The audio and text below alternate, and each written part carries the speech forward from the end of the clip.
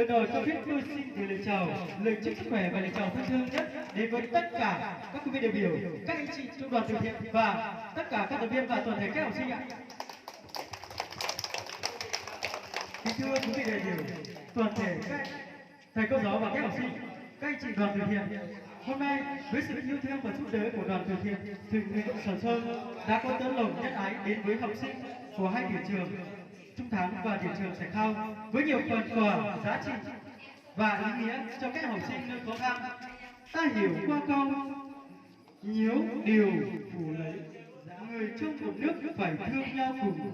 Bao ngàn lời nay, người Việt Nam luôn là người giàu lòng nhân ái với câu thành ngữ truyền khẩu lá lành đùm lá rách, chỉ có sự đùm bọc yêu thương hỗ trợ lẫn nhau của các thành viên trong cộng đồng và xã hội trong cuộc sống. Nay người giàu khỏe mạnh giúp người nghèo yếu đuối, đó là câu nối truyền thống của dân tộc ta và đó cũng là những nét truyền thống tốt đẹp của nhân dân ta. Hành quân qua đất Sài Cao, Mường Lát. Các thành viên tổng đoàn đã trao tặng cho các em những phần quà thiết thực giúp các em bước vào năm học mới có điều kiện tốt hơn, khang trang hơn. Thay mặt cho tập thể anh em cán bộ giáo viên của trường tiểu Tây Tiến, xin chúc đoàn tình nguyện Sầm Sơn lời cảm ơn, lời chân thành sâu sắc nhất. Tôi cũng rất mong đoàn tình nguyện Sầm Sơn luôn đồng hành cùng với lại chia sẻ cùng với thầy trò trường học Tây Tiến trong năm học 2020-2021 và những năm học tiếp theo. Cuối cùng tôi xin thay mặt cho 398 học sinh và tập thể anh em cán bộ giáo viên trong nhà trường kính chúc đoàn tình nguyện Sầm Sơn lời chúc sức khỏe và hạnh phúc và thành đạt. Xin cảm ơn đoàn Sầm Sơn, xin cảm ơn tất cả các em học sinh.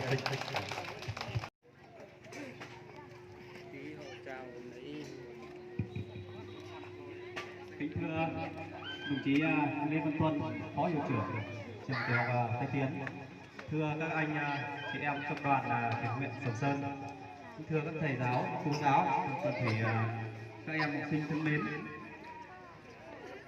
Hôm nay cho phép tôi thay mặt đứng sát vào tí cho nó tình cảm tí chứ. Đó.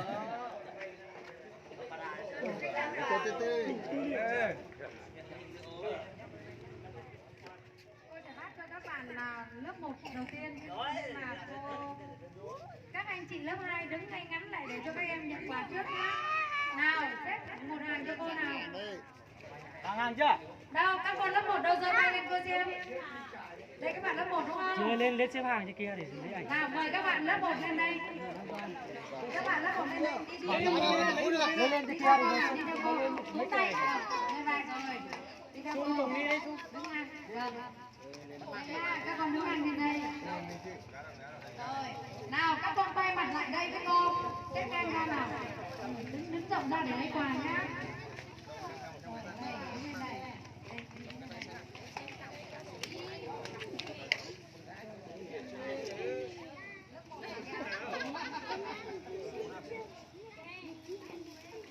Nào các bạn đứng ngay ngắn lại nào nhá.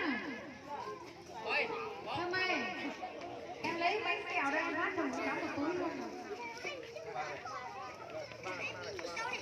Các bạn trong đoàn thiện nguyện đã hỗ trợ chị chuyển bánh kẹo ra phát cho các con luôn.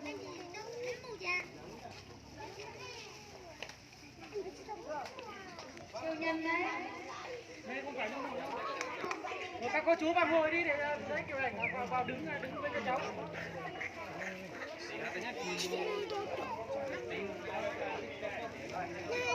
Các bạn lớp 1 nào, cô cả vào bánh kẹo nhìn để các chú chụp ảnh nhá.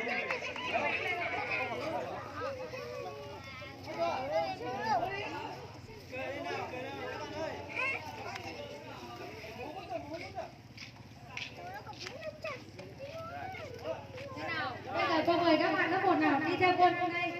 Ra đây đi. Bên phải quay. Đây đi đây. Phải quay.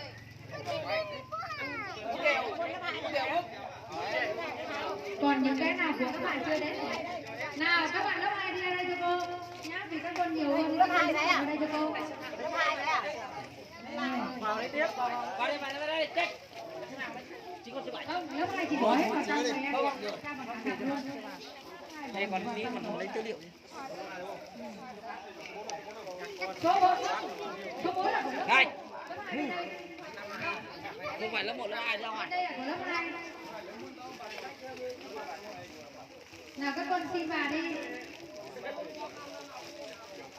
Ở đây. Làm mấy? Cứ màu hồng là của con gái và siêu nhân là của con trai. Đây là 1 đó. Ghi lên sách nha, mai còn sao rồi đấy. Các bạn xin chú. Đây, đứa nó lại nói nhau rồi.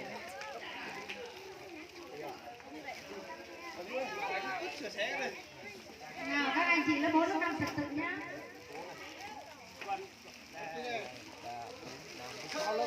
Đứng lùi ra tí, đừng có đứng sát quá nó mệt.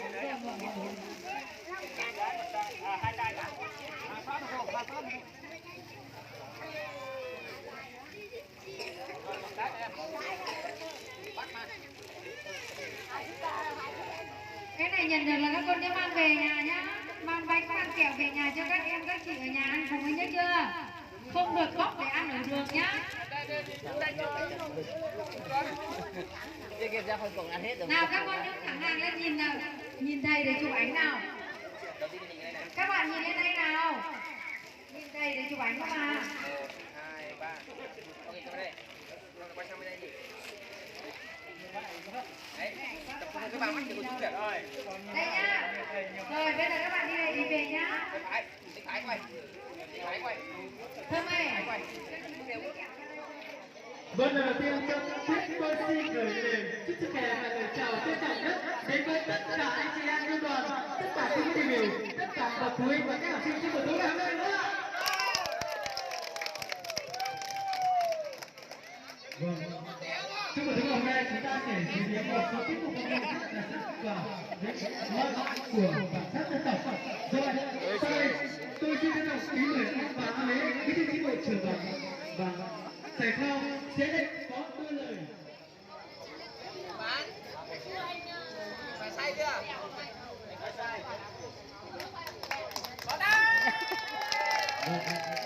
Thưa các quý vị đại biểu và thưa toàn thể các đoàn tình nguyện viên đã đến với bản Thầy Khao. Đầu tiên cho phép tôi được chúc mừng đoàn và toàn thể các thầy cô lời chúc sức khỏe tốt đẹp nhất. Mong rằng ta mới đến thể thao thì tất cả đều cùng được thưởng thức những tiết mục này từ người ấy thì là điều trình bày thể thao thì mong tất cả người cùng lắng chờ các cái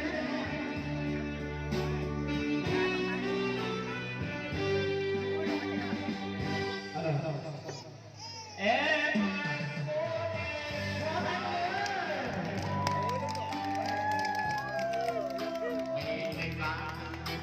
lúc anh xa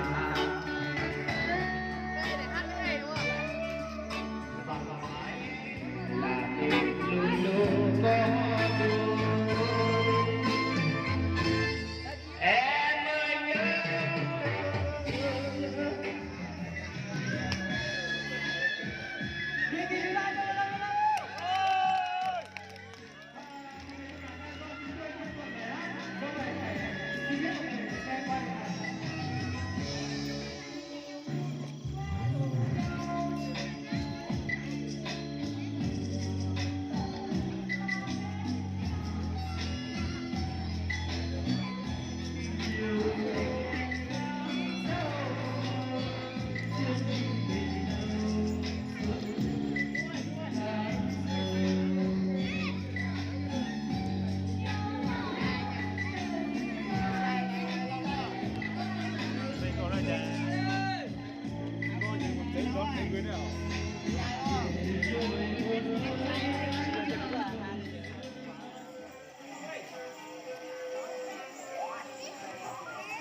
Đề nghị ngay các bạn.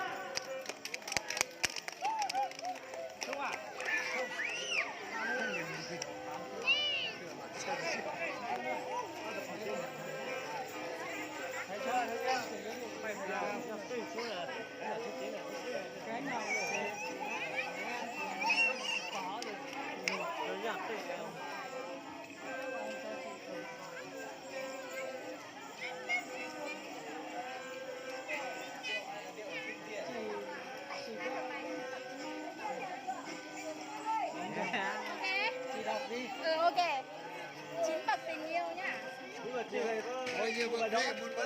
Thôi cho chín thật đi cho anh em mình nó lên tình cảm nó lên ngôi.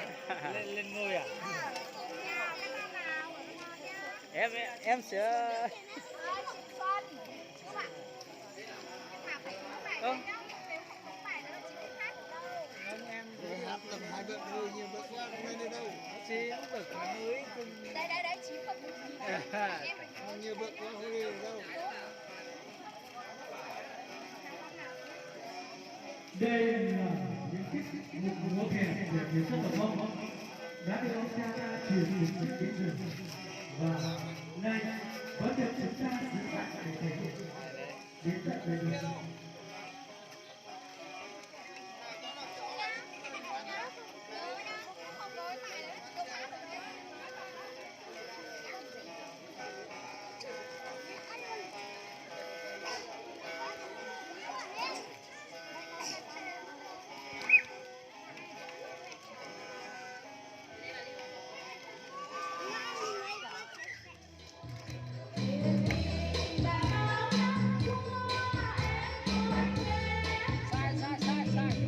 sai quá luôn.